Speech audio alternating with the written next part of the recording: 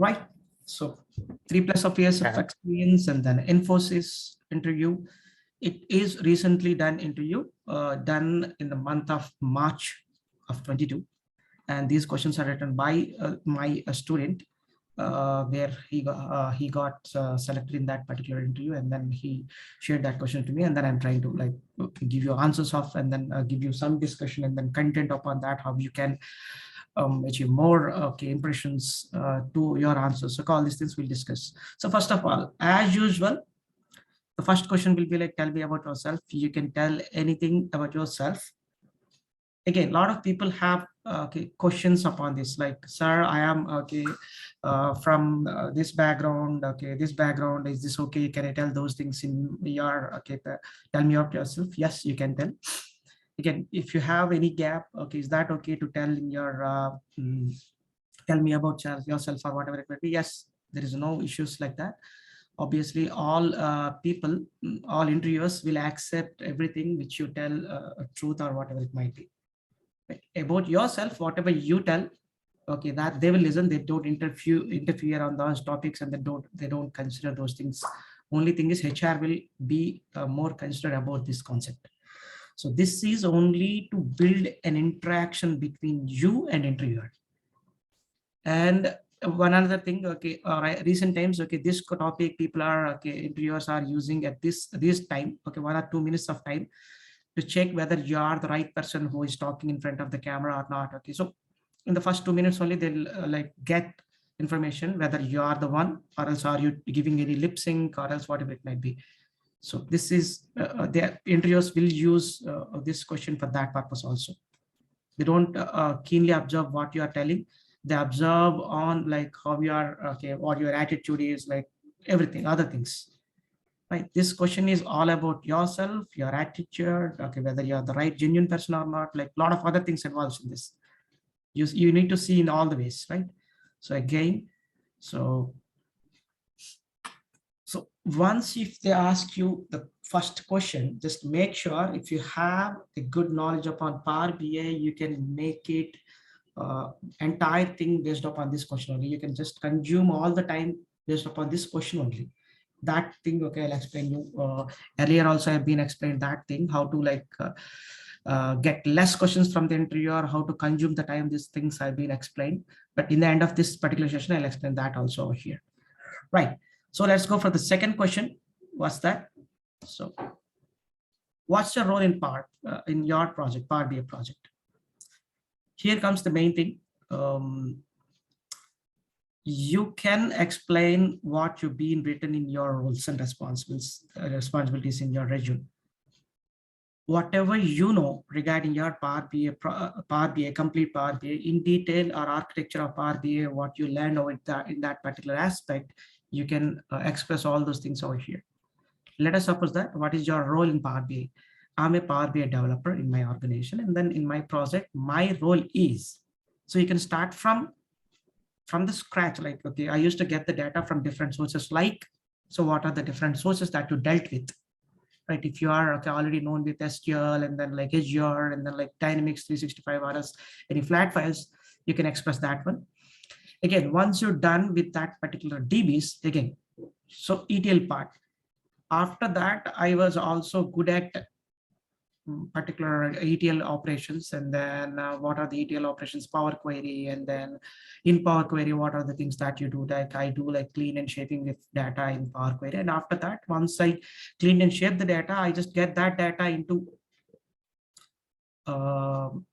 my Power BI, and then again, I want to, if I have like, okay, different schemas and then different tables, okay, I need to have a relation between them. I used to do the modeling over there to create a relationship between those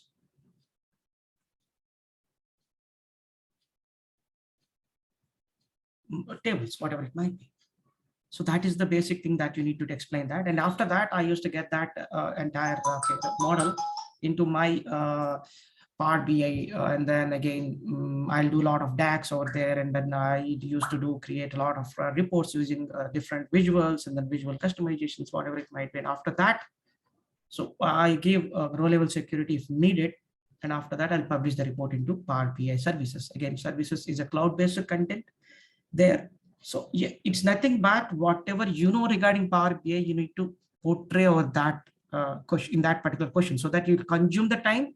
At the same time, you are telling everything that you know. That is the main thing. Very rarely you'll get this kind of questions. If you are getting this kind of questions, means obviously you are very lucky, and then you can consume more time by these questions, right? So try to, like, if you get this kind of questions, try to portray a lot of things that you know in Power BI, from starting from DBs to till Power BI services, how to, like, how you create whatever, like, workspaces or whatever things. So that things I can describe later. I don't want to, like, consume all the time over here. So regarding Power BI services, whatever you know, like, you can portray over here, and then you can tell these are all the roles and responsibilities for me, and then I used to do this in my earlier projects.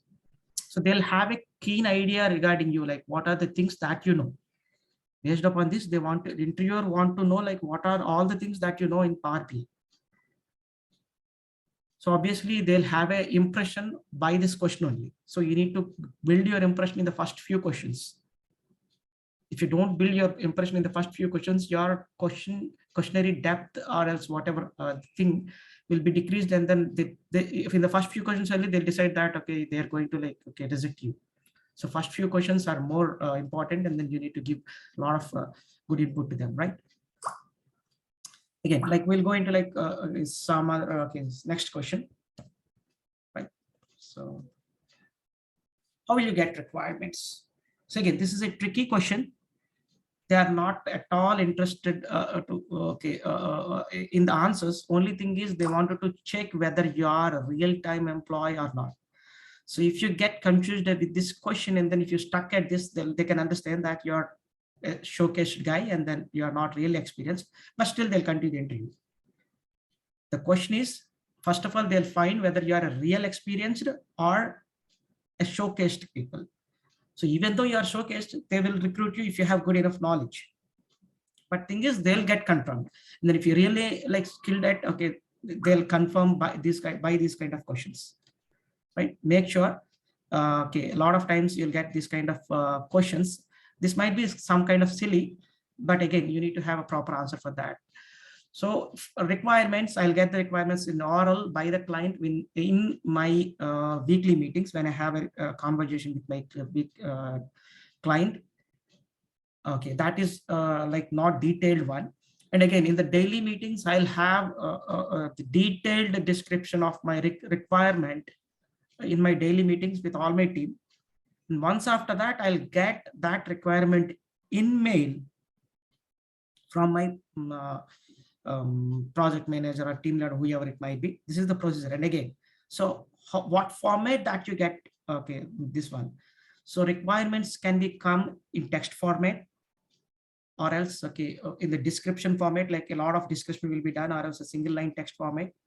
Or else you can get, if you are doing with, okay, SQL or some kind of, okay, things, you may get the requirement in SQL format also. Let us suppose that their data engineer, okay, written the requirements in some SQL.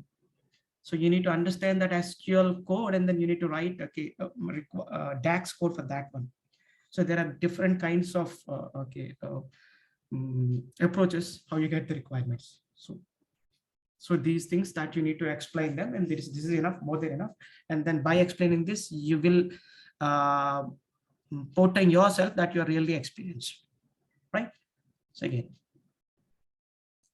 right.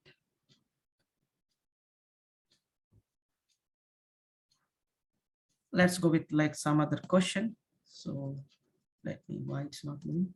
Yeah. What are the connection modes in Power BI? How do you choose which one, and the difference between them? Does anyone know answer for this one? Anybody? If anybody know this answer, can go ahead. Yes, there are three types of connection modes. One is direct query. Okay. And one is import. Okay. And last one is live connection.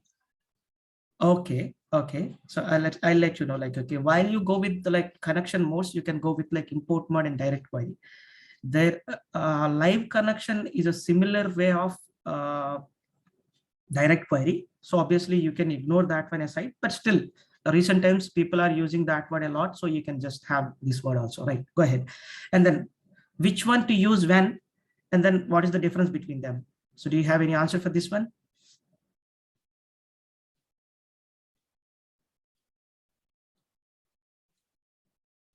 Anybody having any answer for this one? Yeah, thank you so much, Anvi's World, okay, for your answer. So that's perfectly right. And then coming for different types of modes, let me explain, give you a small description regarding that. I don't want to look very deep, don't want to go very deep into that. So first, import mode is nothing but when you have a data, and then if you want to get that data into your Power BI memory, okay, then you will go and get the data into Power BI, like whatever import mode.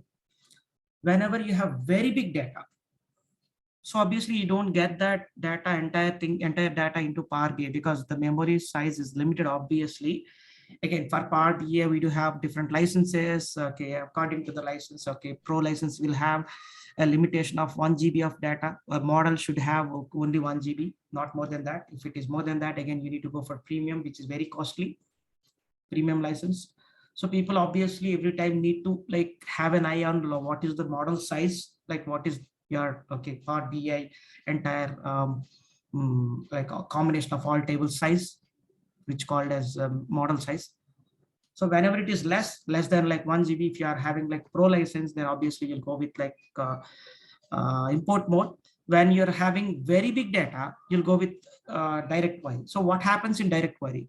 So as we already know, in import mode, you'll get the entire data into Power BI. So you'll store it itself in Power BI memory.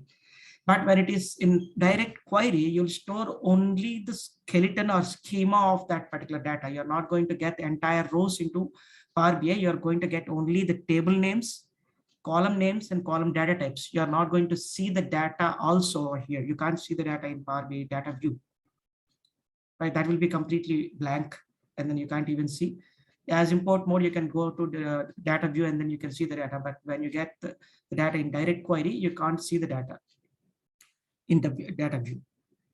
So it means, okay, the storage will be very low, even though the database is very big. Okay, your Power BI memory will be consumption of memory will be very low.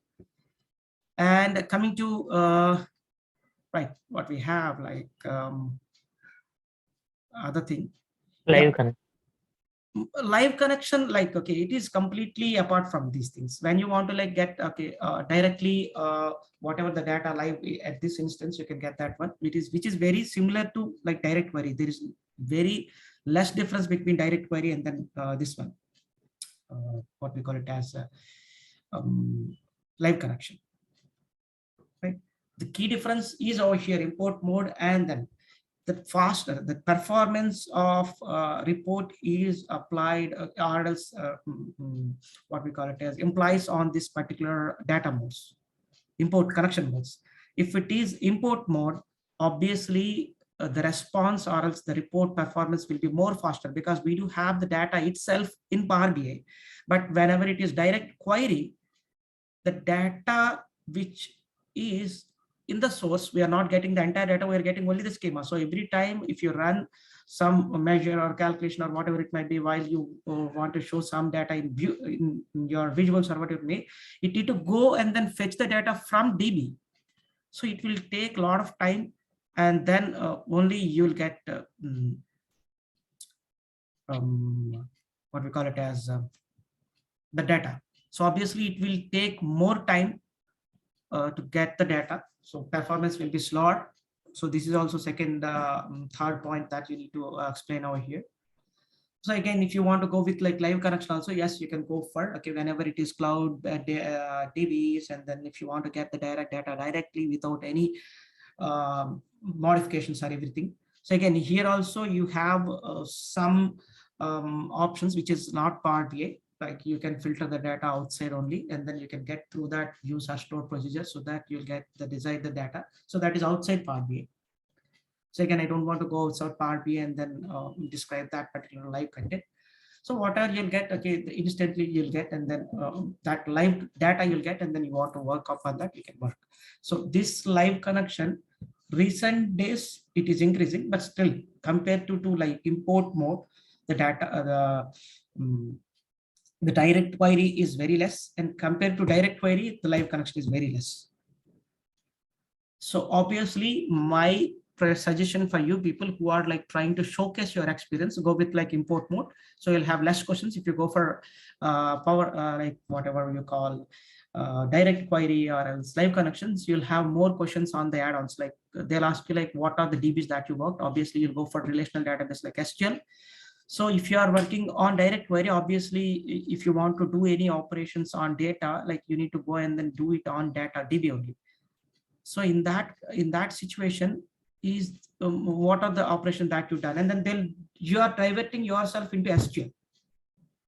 So by direct query, if you tell that you worked up on that, obviously they'll ask more questions on SQL, because they want to test you whether you really worked on direct query or not. So my suggestion is like, you can tell, you obviously portray, if you for 3 years you will portray 2 projects or 3 projects, not more than that, maximum 2 or 3. Then very less people put 3 projects. Most of the people will go with 2 projects only. So obviously you can tell that like the previous 2 projects have been done in import mode, that's it. So you'll have less questions, right? Hope you people are understanding my thing. And again, right. And again, like next question that we are wanted to go with is like, okay, let's go with this. So what is ETL? Explain ETL operations you've been done in your project. So what is ETL? Anybody? Extraction, transform, and loading. Right. Okay. What is the main purpose of this one? So if someone asks you some question, just don't extract the data from sources and transformation. Can do the transformation in Power Query and load into the Powerbi desktop. That's fine. That's fine. But whenever someone asks you the question, you need to be more clear about the answer. And then if you know that, please try to elaborate that at least for 1 minute. So don't give only short answers. If you give short answers on that particular topic, interviewer want to ask more questions. If you we do cleansing operations, we do cleansing operations in ETL, like row transformations, column transformations, and removing errors and removing duplicates. Those all things we do in ETL. Right. Right. And then if someone asks you the questions like this, so just give me. So a lot of people are joining and keep on doing that one and then giving you answers. So that's the reason why delay for me. So I'm keep on adding those people. Okay. So yeah, what is ETL, and then explain ETL operations you have done in your project. If someone asks you this question, just start with the concept of ETL. ETL is nothing but extraction, transformation, and loading, which I already told.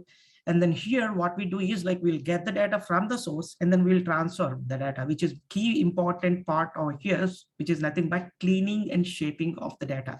Once we clean and shape the data, we will get this data like load into Powerbi. This is what we do. Earlier, it was done by some other outside tools, which were like Informatica kind of tools.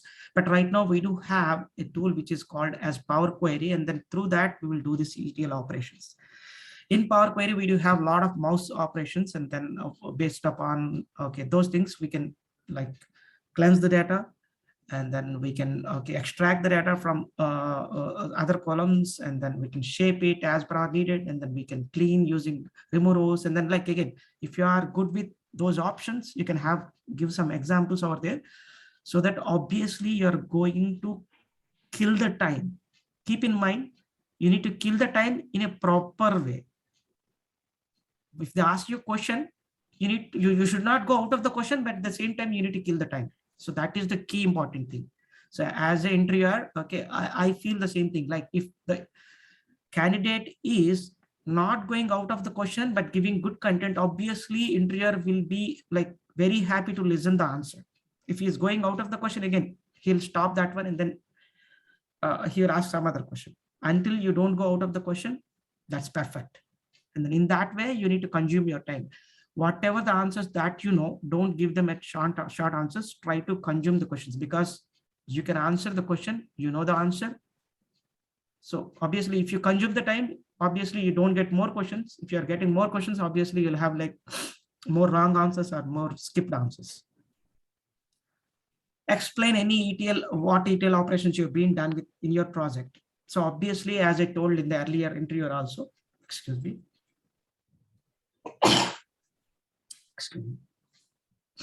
As I told in the earlier interview also, you need to be ready with some of the ETL operations that you do.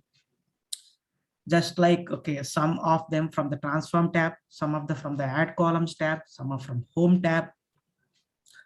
In Power Query, if you go for, okay, home tab, you'll have, okay, split columns, and then rows, regarding rows, remove rows, and then other things. And then you have like combine, like merge and then joins. And after, obviously you'll have, when you go for transformation, you do have a lot of pivot, unpivot, group by.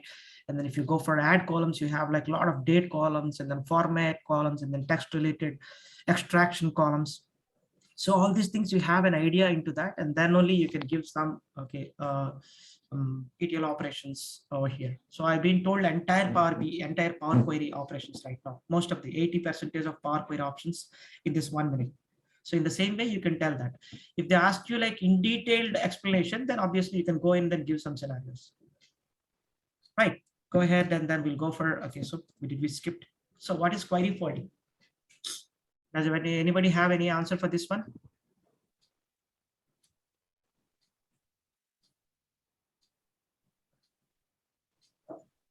Does anyone have an answer for this one? Yeah, query folding is like conversion of M code or M languages into the native data source code, just like an SQL. See, No, like we can't hear you. I'm sorry, we can't hear you. Your voice is like very soft. Right, go ahead, go ahead. Okay, so a query folding is like conversion of M code or M languages into the native data source codes, like SQL servers. See, whatever the step you used to perform in the Power Query, right? Like adding columns or removing row, removing duplicate value, or finding and merging. For each and every steps, Power BI is creating one code for that. That is M code. So can we do this transformation at the source level? If it is yes, then that means we can achieve some performance. So this is nothing but query folding. Perfectly done, and then very good answer. Impressed. So here, what is query folding is nothing but, okay, obviously I'll explain you one more time because your voice is a little bit low. People may not understand this one. So I'll try to repeat that one in another way. So query folding is nothing but while you do some Power Query operations, if your DB is a relational database, and then if you have any common operations which are in your relational DB and over here in the Power Query, which are like left function, right function. So a lot of functions are there which are common for Power Query. At the same time, we do have the same kind of functions even in, let us suppose that we'll take for SQL, so which is relational database. In that SQL also, we do have the same kind of functions. So whenever we have that kind of functions, and then when we are performing that kind of functions in Power Query, which are already available in like our DB, relational DB, so that, okay, in that instance, Power BI is not going to consume Power BI's memory. It will perform that particular operation in the DB memory itself. That is called as Power, like a query folding. Very simple answer, straightforward answer. Whenever you have the similar functions which are there in Power Query, as when you use the relational database, those functions will not be performed in Power BI memory. Those will be performed in like the DB memory, whatever it might be, SQL, Teradata, Oracle, whatever it might be. So that is called like query folding. Very simple answer. Right? There is nothing more detail into that. And then the one who answered right now is like very impressive answer. Then we'll go for next question. What is the next question that we do have? Tell me any text scenario that you handled in Power Query. Very interesting. Very interesting. Right? Very interesting question. So have you ever gone with any text scenario that you handled in Power Query? Anybody?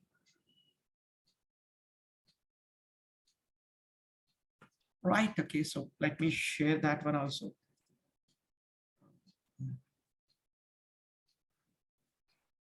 Right. Okay. Let me show you. Are you able to see my okay Power BI? Yeah, yes. Yeah. Obviously, you can go for a transformation and then okay. Can you see the Power Query Editor? Can you people see the Power Query Editor right now? Yes, yes. Okay. Here you can see. Okay. Let me go for here. Okay. So. Not yet. We can only see the Power BI Sir, dashboard. So are you we are people able to see Power Query Editor? no, sir, no, sir. Currently. No, no, No. no. No. Okay, let me try to like show that one also, but still let me add some new one and then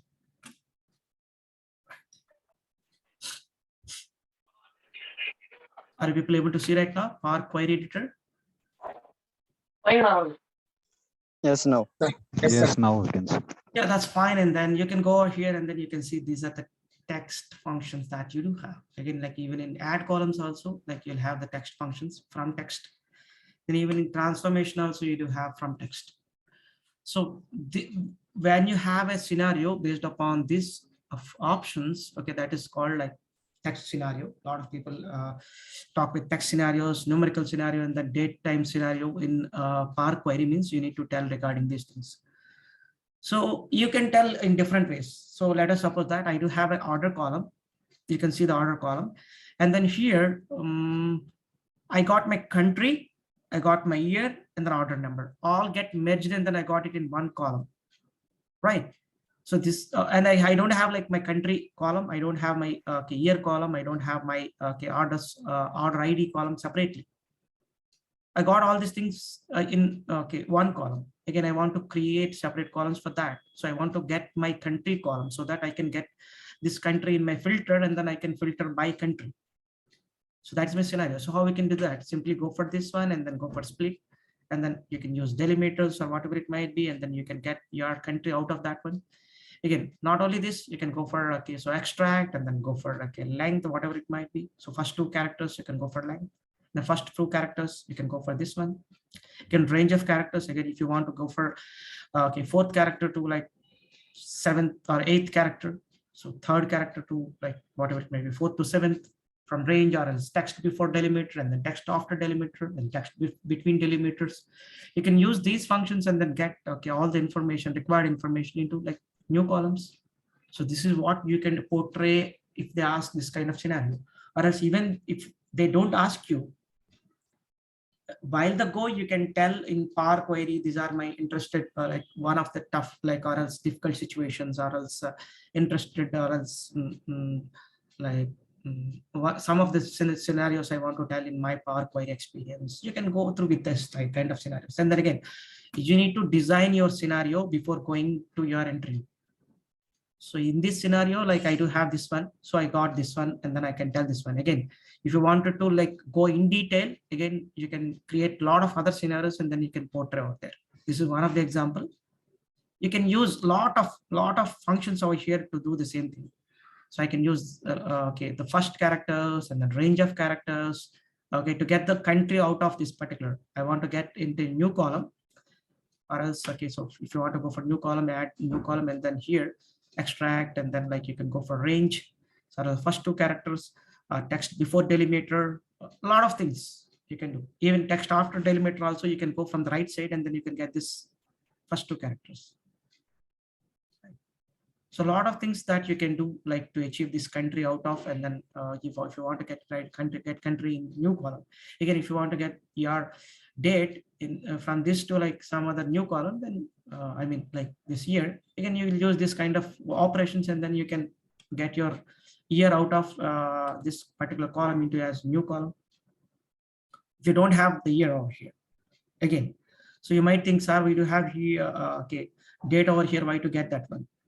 You can tell that I do have okay, another column which is like month and then day column. I don't have a year column, but I do have that year column in my order date, order ID. So I'll get that year from that, and then I'll club all these things, and then I'll create an order date. So you can create that kind of scenarios, and then you can portray out there, right? So what are, like, there will be a lot of scenarios. If you ask, keep on, I can tell, okay, until like next 1 hour, like how many scenarios means, okay. But again, like formatting also, you can tell that, okay, so clean, trim, okay, each word capitalized and then lowercase, uppercase, a lot of things that you can tell. Again, these are nothing, very simple things, but you can create some scenario based upon these things. So combination of different steps, using combination of lower or capitalized each word and then extract or else, okay. So a lot of things you can combine them, and then you can create a scenario. You can tell that one, I got this kind of data, and then I performed this kind of operations, text operations in Power Query, and then I achieved this one. So that is the thing. In general, if you really have 3 years of experience, you'll see a lot of scenarios like this in daily life. But if you are showcasing your experience, you need to have some experience on this kind of like scenario, so that you can portray that if someone asks that one. So again,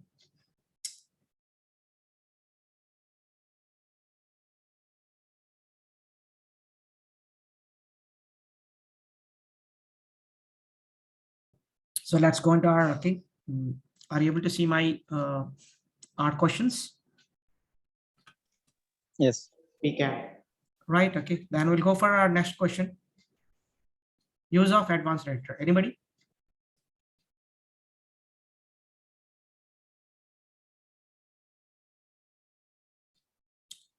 Anybody want to go with this answer? Use of advanced editor in your Power Query. Generally, while you use your Power Query, for each and every mouse operation, you'll create a lot of steps on the right side.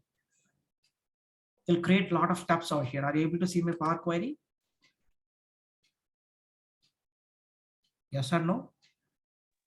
Yes, we can.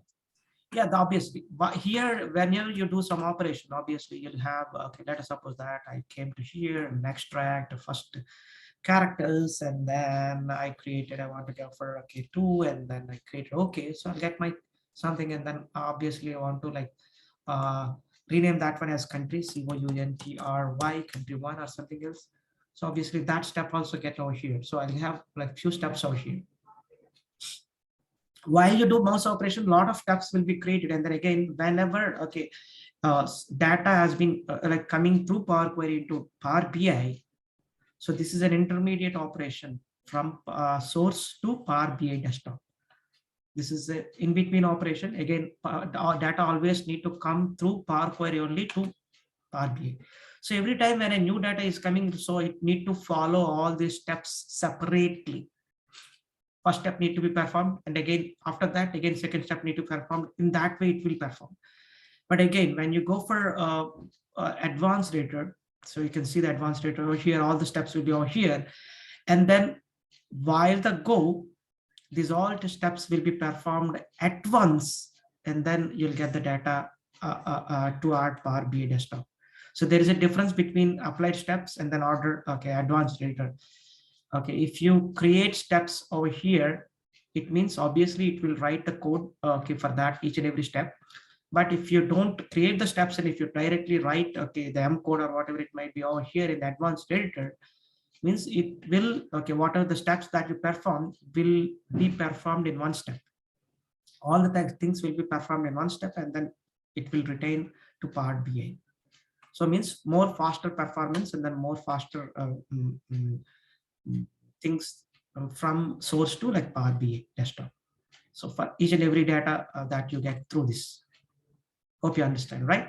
So that is the key difference between these two. And then a lot of people don't go with this. Okay, people go with this because this is easier than this Power Query. People who knows like a bit on M language, then go for, okay, that kind of advanced editor. So obviously my advice is, while you go with each and every step, have a look into this, what's happening over here. So text table dot rename dot columns, it means it is trying to rename. This is the name to rename that one. And then again, this is the previous step. You can see inserted first character. This is the previous step. So you can see very simple thing, the previous step. And then again, first character, this is the column name earlier, and then I convert it into like this one. So obviously M language is not too big difficult. So once after a while you do mouse operations, so if you observe that, what is that it is doing, then obviously you can write it very easily. So obviously every function, M language function or mashup function will be in our natural speaking language only. It won't be in a different language. So table dot rename dot columns, rename columns. It will be very easy to find out those things. So again, I don't want to go into more into Power Query and mashup, right? So let's go for next question. What are the visuals that you used? Anybody?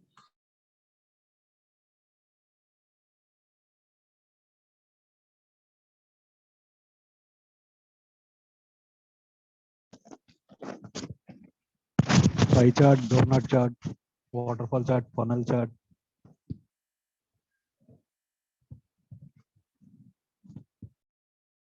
Make sure while you say something, okay, just don't say just because you know the name. Obviously they'll ask you what is the difference between funnel chart and then waterfall chart.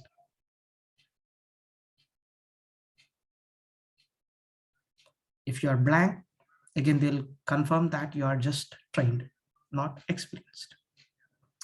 These type of questions will make the interviewer very comfortable to judge whether you are really experienced or just showcased. So make sure any question that you are telling, okay, means you should have some knowledge on that one. So carefully tell the answers, because obviously you have a lot of other things which you already know. Why to go with very complex scenarios? And then again, they'll ask you the questions upon that visuals, and then you need to tell that one. So basically in visualization, the first part is to know regarding the visuals that we do have. So there are a lot of visuals that we do have. You can go with these things. So these are native visuals that we are seeing over here. Obviously you can start with bar charts, column charts, 100% stack chart, and then clustered column charts, and then stacked column charts, line charts, area charts, and then column and line and stacked column chart, and then ribbon chart. So again, donut chart. You can go with easy things, and after that you can go for complexes if you still wanted to go, and then if you still have some idea. So first of all, funnel. Any idea?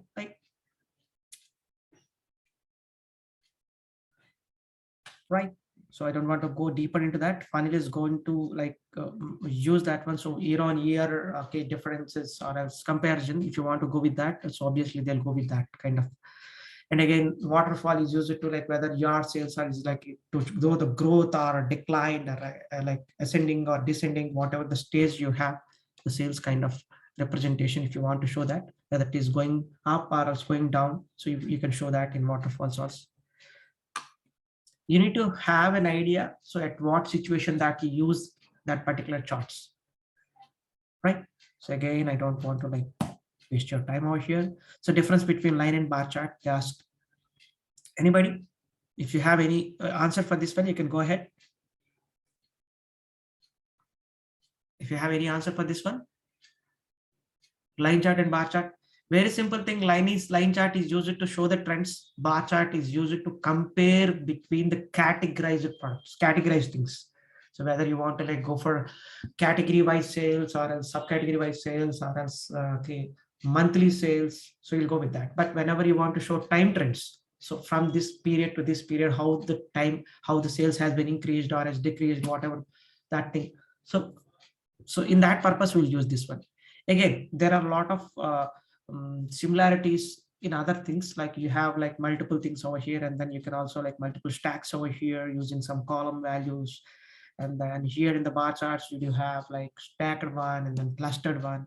So when we use the stacked one, when we use clustered bar chart, again, that is when you want to clearly understand which one is bigger, which one is smaller, whose contribution is more. And then, so that kind of things, if you want to have more clear idea, then obviously you can go for clustered. Again, why we have 100% contribution. If you want to know the contribution in that particular entire year, if you want to compare that one to 100%, again, you can go for 100% stacked column chart or stacked bar chart. So you need to have an idea why we use this, and then what kind of scenario we use this, why we have these many kind of bar charts or column charts, and then at what scenario you use that one. So you need to have an idea. A lot of times people ask that, describe about bar chart, and then very instant next question is, so different types of bar charts. Generally, this question will comes with column charts. Why we have these many column charts? Different types. Obviously, you'll tell very confidently that you'll tell we do have stacked and then clustered and then 100% is very good. Differentiate between these three. So obviously, you'll stuck out there, even though you know the answer, but you can't tell that instantly with an example. So try to give every time with an example so that you will also feel comfortable to portray that, because you can think that one in your brain and then you can explain. Without that example, you can like feel difficult to explain that one in your own words. And the key point over here is, while you're explaining, the content that you are portraying, the story that you are telling, need to be understand to the viewer, or else what we call it as the interviewer. You are a director of a story, and then you are a Rajmouli, and then you are portraying Bahubali to like someone else. So keep in mind that way. So you need to portray the story very well, then only that it will get succeeded. You'll get 1,000 crores, 2,000 crores. Right. What is many relationship, and then how can you overcome? In the earlier scenario, earlier entry also, we got the same question. And then as I told that in data modeling, this is the very important questions that you'll get. We'll have 3 to 4 scenarios in data modeling, very tough situations, or as important or interesting like situations or scenarios. So in one of them, this one is the one of them. Okay. So what is many to many relationship? If you have 2 tables, and then if you have duplicates in the both the tables, and then if you want to have a relation between them, so that is what we call it as many to many relationship. I do have a table with a column of categories, in which I do have different reputations. Again, I do have another table, in that also I do have a category, but I need to have a relation between them. But again, both the columns will have having duplicates in my model. So what I can do right now? So does anybody have an answer for this one? We can create a bridge table. Perfectly, we'll create a bridge table. Okay, by taking both the unioning both the table columns, and after that you will find the distinct values from that. So you'll create a bridge table, and then you'll have a relation between that created bridge tables column to these 2 tables. So one to many will be formed, and then you can avoid this many to many relation to that answer. It's very simple, right? So while going that one, you need to like explain the DAX also, like how I told it. Like no need to write the DAX, just tell that DAX in a proper way. I'll take the common columns between 2 tables, I'll union them. So obviously I'll get all the values from both the 2 tables. But if you want to create a bridge dimension table, we don't want to have a duplicate. So obviously I'll use distinct before that. So obviously distinct of, so union of both the columns from table A and table B. So obviously I'll get all the values. Again, I'll filter the distinct values only, so that I'll have a dimension, and then I'll give a relation. So that is the way that you need to tell, so that they'll also understand that you have a good knowledge in DAX also, right? So every time when there is a possibility of DAX, you need to tell the DAX in a proper way that they can understand. If they don't understand the DAX that you're telling, they'll ask you to write that one even in chat box. Some people tell that, sir, I'm in mobile, I'm talking with you. Not an issue. Go in the mobile, you have chat box, type your code or there. So you're done. Yeah, Prasad, I have one question here. Yeah. What is the problem with many-to-many relationship? So obviously, when you have problem, the Power BI will get stuck into that. Okay, over here, like for one value, I do have 3 values over here. So which value I need to relations? I do have your name, Prasad, or else what's your name? What's your good name, please? Mohammed Sharik. Yeah, Sharik. Yeah, I do have a Sharik in the left side, and I do have a Sharik in the right side. Which one I do to like connect? So in that kind of scenarios will come, and then Power BI will get confused over here, there, and then you'll have wrong answers over here or there. Okay, so you mean is like data ambiguity issue? Yes, ambiguity will follow, and then again the calculations or else whatever the things that you follow up after that one will always gives error answers, wrong answers. You'll get the answers, but answers will be like very awkward kind of things. It will change from time to time. Thank you, Prasad. So that is the main scenario that we need to consider over here. Again, hope you people understand this situation, and then we'll go for what are the filters you are aware of? Anybody? Yeah, we have different types of filters in Power BI. First one is page level filter, visual level filter, report level filter, drill through filter, sorry, drill through filter. So in visual level filter, like if we do any changes in that, if we perform any changes, then it will reflect on the selected visual only. In page level filter, if we do any change, if we do any selection or any visuals, then it will create impact on all the visuals in that pages. That pages yes. And report level filter is like if we do any changes or any selection in one visual, then it will create impact all the other pages in all the other visuals. Yeah, perfect answer. Okay, I'll just repeat that one once again. Okay, in the same way, not another way. We do have like generally people get confused over here. If someone asks like filters, they'll go for like all except they'll go for DAX filter functions. No, if they are asking only for filters, you need to go with filters only, which is like in filter pane in your visualization, just to your canvas space. Okay, you'll have like let me show you that. Okay, so just a minute. So let me show you that one also. So you'll have this one. So you'll have the filter pane. So when you have a visual over here, so obviously, so I don't have that one. And then, okay, let me get my sales over here.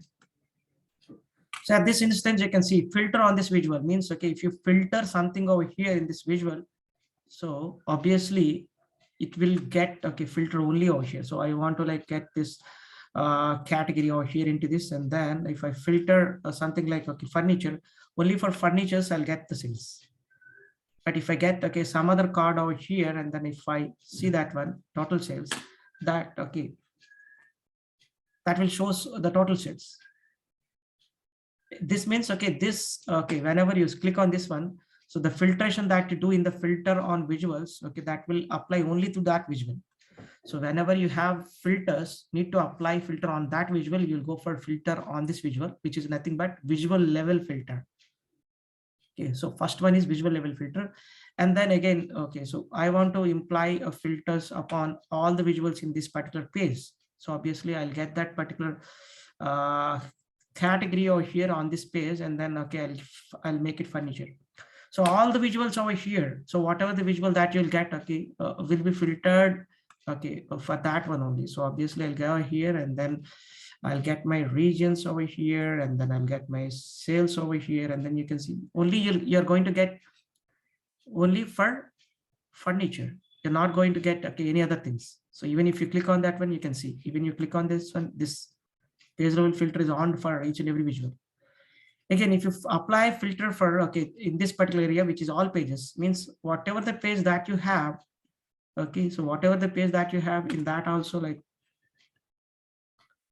right, and then the sales, you'll see the sales only for, okay, that particular segment, only for that particular. If you filter over here, so let me give that one category over here into all pages, and then I'll filter the furniture. So obviously this page is filtered by this one, and then if I go for this one, so if I click this one, you can see here also I can see this, it is filtering for furniture. So we do have three types of filters. One is like visual level filter, which works only on that particular visual. And the second one is page level filter, which works on entire page. The third one is all pages, means report level filter, which means that filter will be applied to entire report, means all the pages will get filtered based upon that filter. So hope you people understand, right? And then any questions, you can ask me again. So these are like, okay, filters that I want to go with. And then again, so what are the available filter functions in Power BI? Very next questions. Okay, might be that, okay, candidate got confused with, okay, filters and then filter functions. So he might started with filter functions, and then the interviewer might told that no, not filter for DAX functions. I want to like know only filters that we have in visualization. Then he might give the answer. So that is the reason why they'll get the question of like, what are the filter functions that we do have? So obviously you can go and then let them know like what are the filter functions. You don't need to like give each and every description. You can tell that we do have all selected, all except, and you do have some other things like, okay, keep filters, and then like calculate modifiers. So those comes, yeah, go ahead, right? Who is this? Calculate is also a filter, no? Yes, calculate is also a filter, calculate table is also a filter, and then filter function itself is a filter function. Right. And then these two, like keep filter and the remove filter, also sometimes we can express that in filter functions, but obviously those are like modifiers. Right. We call them as modifiers, but they also come into like filter functions. Right. We'll go with the next question. And then if they ask to, like, while you explain, you need to have some idea upon that. So time intelligence functions and then filter functions are more important than any other functions. Just have a look into that before going into your interviews, right? So let's go into like next question. Difference between summarize and summarize columns. So obviously this is a key difference that everybody will ask you. Summarize and summarize columns both will do the same thing, like they'll group by some columns and then give the summarized answers, okay, or else aggregated answers, okay, aggregated columns, whatever it might be. So basic key difference between them is like in summarize, we need to give the table.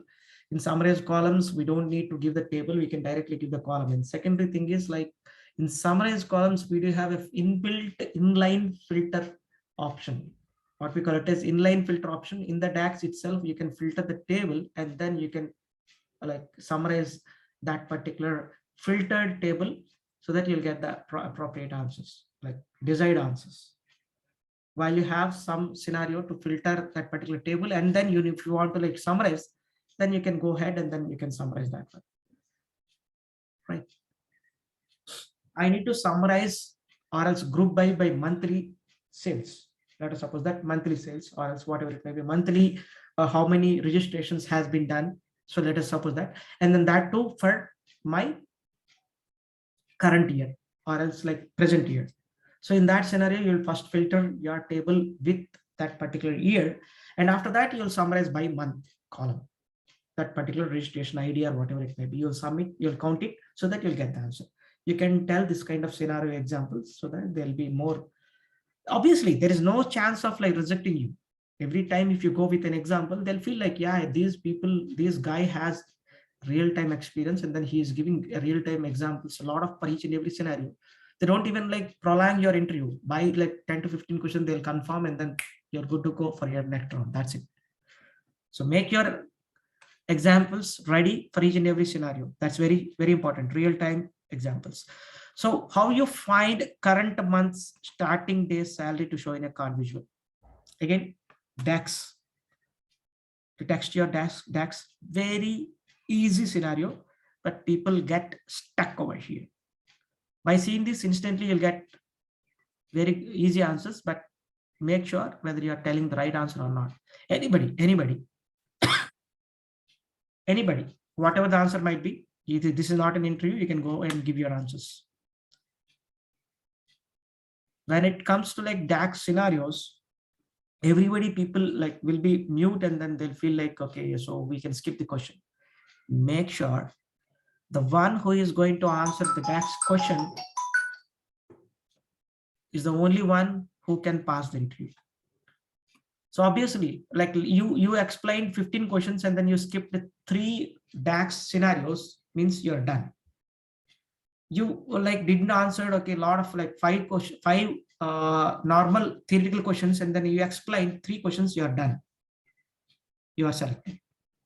So obviously DAX have more weightage than other questions, theoretical questions. So all these 3 theoretical questions you can have in like a lot of dumps, you have a lot of people, okay, sell these things and then a lot of, okay, you can collect all these questions from anywhere. But these scenarios, you need to have an idea into that and then only you can tell. That is the reason why for DAX, they have like more weightage.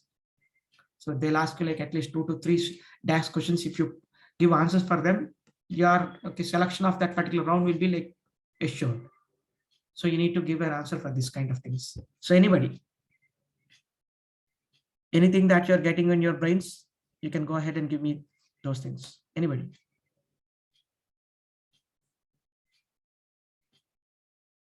Current month sales. Obviously, you'll try to find the sales, calculate, you'll get the sales, sum of sales or whatever it might be. So or else simply sales. So you'll go for sum of sales. If you don't know like whether you have okay, only one say transaction or many transactions on that particular day. So obviously you'll go for sum of sales, calculate sum of sales, and then in the filter you'll go and pass a filter such a way that you'll get the current month starting date. That is the key important thing. So first thing is that you need to have an idea, like here we need to go for calculate function, and then you need to give sum of sales. That is the expression. And the second part is optional, which is like completely the logic or the filter part. There you need to write that one. So what you need to, a lot of people go with like what is that? Month start date. Right, these functions, okay, start of month, you can go with that. And then people tell a lot of times if this question is asked, people go with like start of month, I'll go with that. And then start of month of which date that will do. Start of month is works for current context, and then it takes dates. It doesn't take date, it takes dates.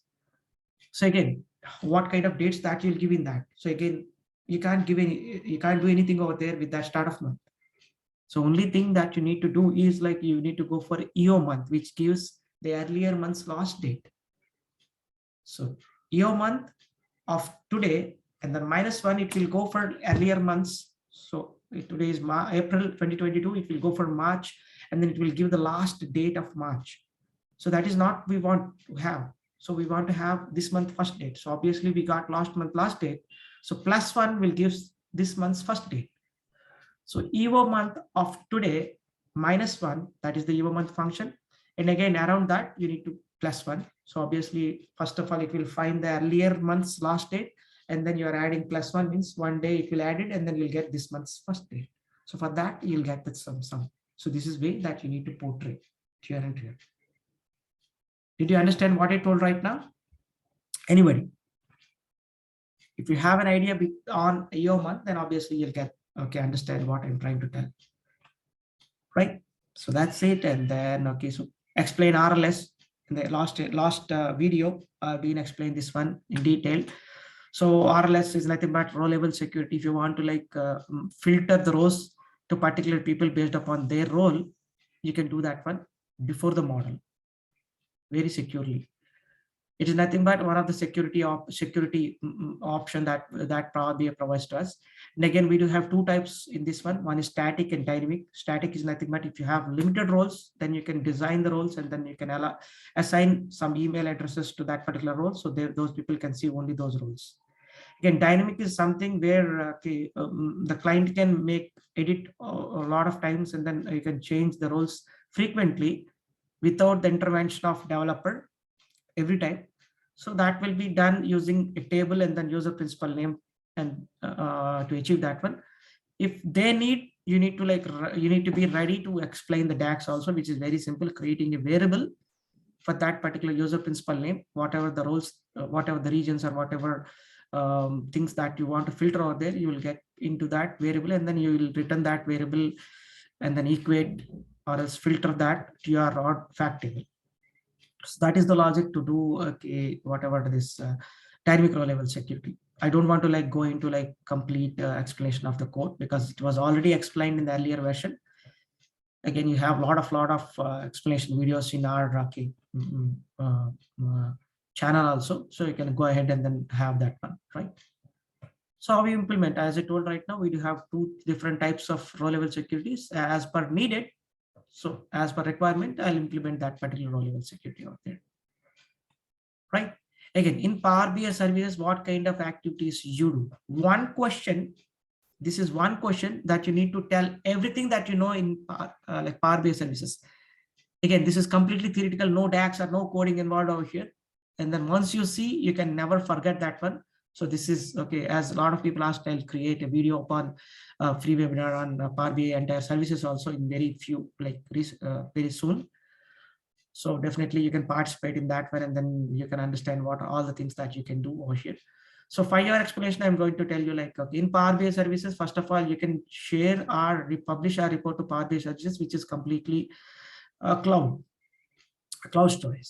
So you are making it to save in like Power BI services, which is cloud content. Again, here you can create workspaces, which is nothing but space or this folder allocation for each and every purpose or kind of segregation of reports. Again, you can give access to different peoples in your team. Okay, whether you want to give them the access, okay, as an admin, modifier, viewer, whatever, contributor, whatever it might be. So after that, whatever you can create. So you can create a lot of things. You can create data sets, you can create data flows, and then you can create Power Apps also, which is nothing but Power Apps. Sorry, not Power Apps, like Powerbi apps. So nothing but if you want to like share a couple of reports at once, rather than sharing each report to like individual people, if you want to like share group of reports to like group of people, you keep all of them in one app, and then you can share the app to those people so they can access all the reports which are allocated in that particular app. So that is what, and after that you can schedule refresh. So automatically, if you want to make the data like RTBA data set refreshed, you can give scheduled refresh, and then a lot of other things that you can do are there. After that, if your database is an on-premises database, you can create gateways, which creates a secured path to get your data from on-premises to your cloud, like Power BI desktop. And again, coming to that Power BI dashboards you can create over there. A lot of people get confused with the dashboards. You can't create dashboards in Power BI desktop for sure. If someone is asking, even like experienced people also call you, even like someone asks like, I need to create a dashboard in Power BI desktop. Okay, a lot of people think that if you're creating one page report means it is a dashboard. No, one page report, or whether it might be many pages, okay, whatever it might be, that's a report, nothing but.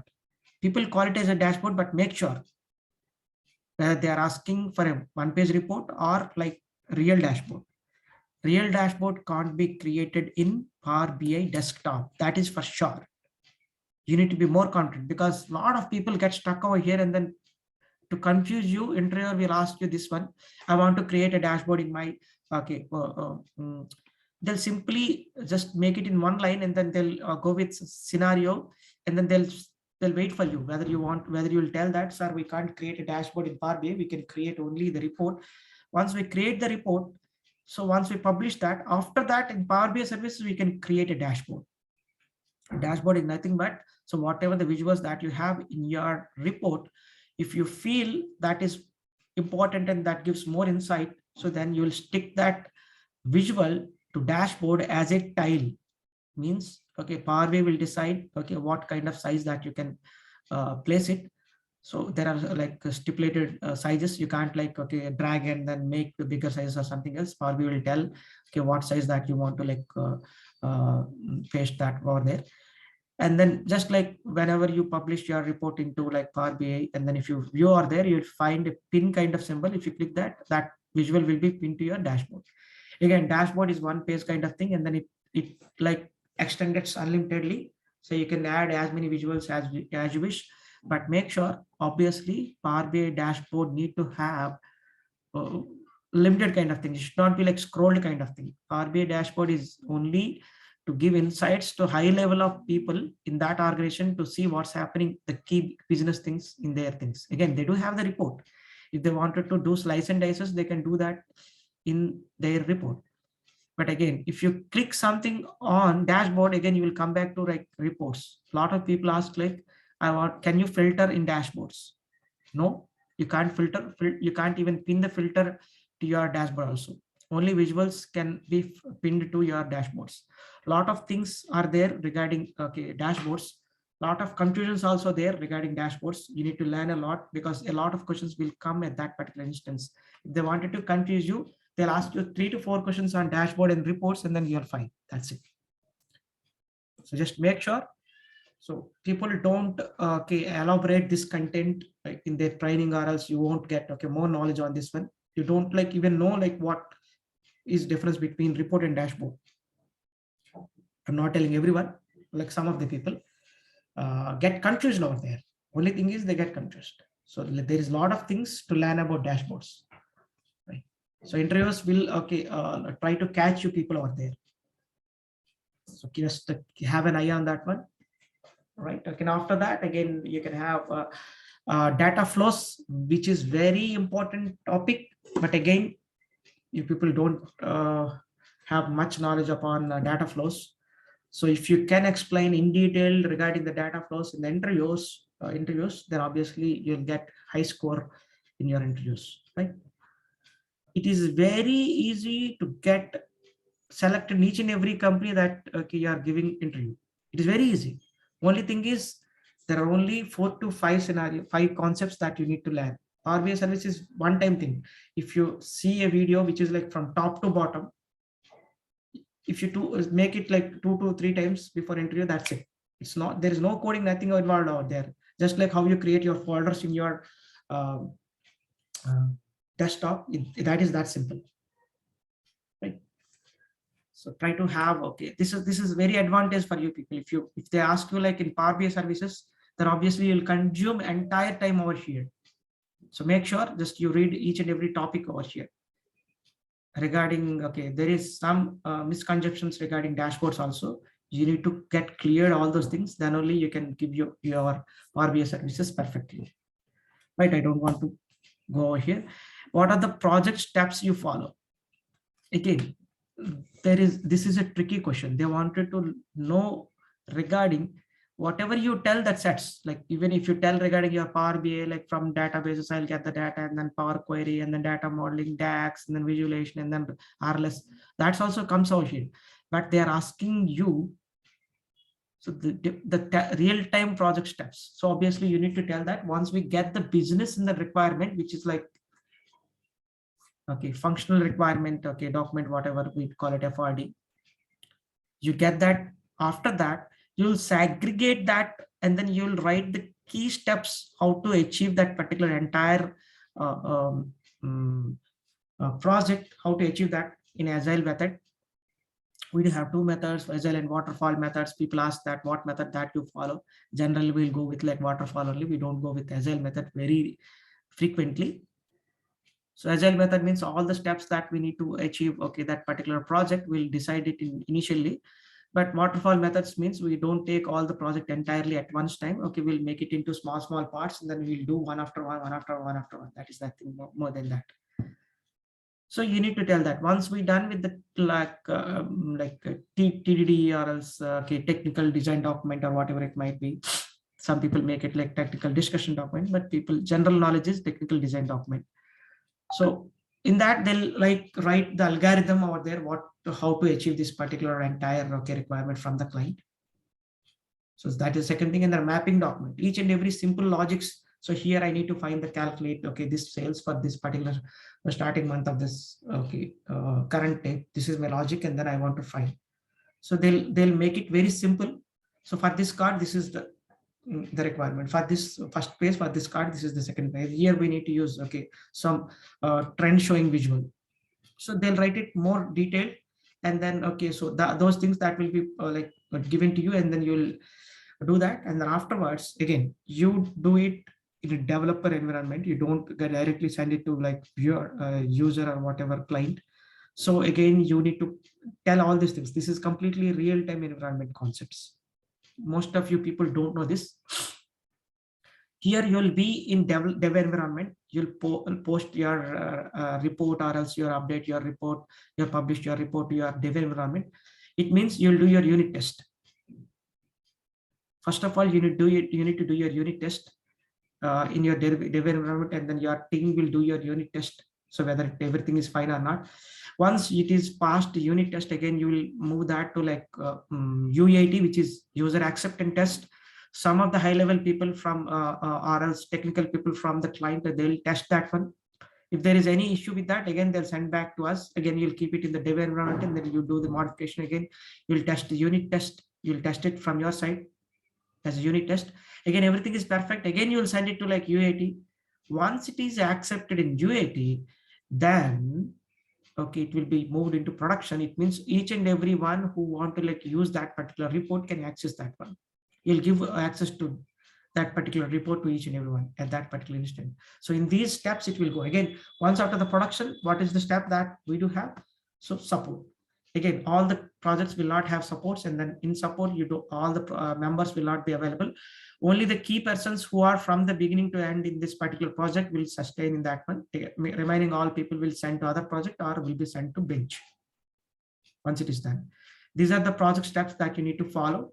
And then, okay, need to have more knowledge upon this real time what happens, okay, how you will get projects, and then like where HR involves, and then where team lead involves. So what will be your role at that, and then when you'll go into that particular project, a lot of things you need to have. So again, this is not the right time to go into that. So we do have our real-time project batches also. I don't want to make it commercial, but still we do have our real-time project batches, so which are going every week. So if anybody wanted to go with already know with a lot of tags, but still need to know one real-time project, and then how it happens, and then a lot of job assurance kind of things, how to prepare your resumes, and then a lot of how to get more calls, how to give your entry efficiently, how tips and tricks, and a lot of dumps, a lot of entry questions, a lot of things. Then obviously you can join. Okay, you can call this number, and then you can join our real-time project batch also. So regarding that, you can call this number that you are able to see in this particular screen, right? So again, so one other question. So I have a slicer, need to show dates up to the current date dynamically. Can we achieve this requirement? So very interesting. And then obviously this kind of requirement, okay, I've been made a video upon this and then posted in our channel. You can go ahead and see detailed explanation of this one. The same kind of scenario we had, and then we explained that one in detail in our video. So obviously our channel is like Powerbi with PRASAD in YouTube, and then you can go ahead and then check with that. So a lot of things that you can see out there. So apart from that, so if you want to do that one, very simple thing is you need to create a new column. The condition should be whenever it is current date, it is today. If the date is today, then you need to make it current date. And if it is less than today, you can give the today, you can give the same date only. If more than that date, you can make it blank. So obviously you'll have all the dates which are before today will be the same dates, and today will be, you'll get it as current day. And again, you need to make sure that some are dates, and then some are text types. Again, conversion need to be done over there. Once after that, you will get all the dates, current date, and then the dates which are after the current date, means after the today, will be blanks. Again, you will take that into slicer, and then in the filter you will unselect the blanks, so you don't get the blanks, and then you'll get the current date at the top, which is default date, and then you'll have all the next past dates as the next dates. That is the solution for this. So if you need to have more detailed explanation, you could go ahead and then have a look into that video, right, in our channel, which is Powerbi PRASAD in YouTube, right?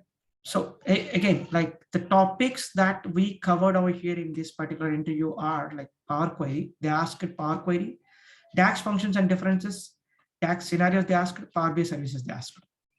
They didn't went with DBs or whatever it might be. So probably you can tell that, okay, so what is your roles and responsibilities? In that only you might obviously tell what are the DBs that you dealt with. So they didn't ask the questions upon that. So that might be the reason. So anyhow, every time just make sure, again, in this one, I forgotten that they ask visualization also. They ask a lot of visuals and the difference between visuals. So they ask that content also. So I've forgotten that, right? So that's regarding this question, this interview, which is dealt in Infosys recently in March 2022, right? So hope very soon I'll come up with a lot of other free webinars, and then a small intro, or else ad, or else something regarding our training courses. So we are giving Powerbi and SQL batch, new batch very soon. And every week or by week, we'll have Powerbi real-time project batch also, which will be around 1 week. If you wanted to go with only Powerbi real-time knowledge, you can join our Powerbi real-time batch. And if you want to learn from basics to advanced, from Rocky to Pro, if you want to like go with that, you can join with our entire batch, which is Powerbi and SQL. Right? So hope if you are interested, you can call in this number, or else if you have any questions, you can just post it on our group.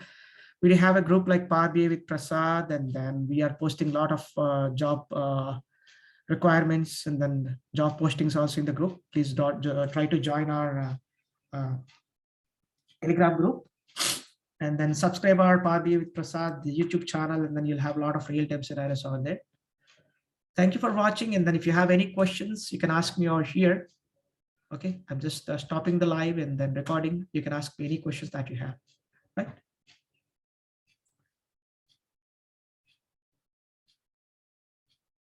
Definitely, I'll share this session in the groups.